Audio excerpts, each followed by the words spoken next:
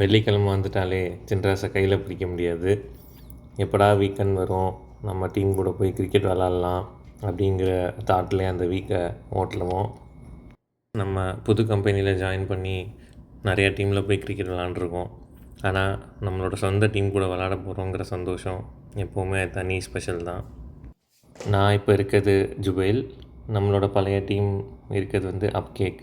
So இங்கேருந்து ஒரு 1.5 hours to 2 hours ஆகும் ட்ராவல். Morning 6 o'clock match.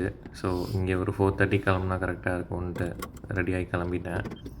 யூஸ்வலாக மார்னிங் அம்மா படிக்கிறதுக்காக எழுப்பிவிடுவாங்க. அப்போல்லாம் ரொம்ப கடுப்பாக இருக்கும்.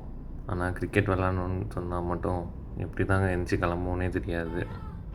மார்னிங் நம்ம தளபதி பாட்டை போட்டுட்டு சன்ரைஸ் பார்த்துட்டே வண்டி ஓட்டிகிட்டு போன அந்த ஃபீலிங் ரொம்ப சூப்பராக இருந்துச்சு. துபாய் போனால் அப்புறம் ப்ராப்பராக கிரிக்கெட் விளாட்றதுக்கு நமக்கு சான்ஸ் அண்ட் டைம் கிடைக்கல. ஸோ என்ன ஆக போகுதுன்னு தெரில. கடுகு சிறுத்தாலும் காரம் குறையாதுன்னு சொல்லுவாங்க. ஸோ அதே மாதிரி நம்ம பேட்டை கையில் தொட்ட அந்த நிமிஷம் அடித்த ஷாக்கு. இன்றைக்கி ஃபஸ்ட் மேட்ச்சில் 18 balls-ல் 52 runs அடித்தேன். அதுவும் ஒரு ஓவரில் கண்டினியூஸாக 4 6 அடித்து டீமுக்கு ஒரு 50 riyal பெட் மேட்ச்சில் வின் பண்ணி கொடுத்தோம்.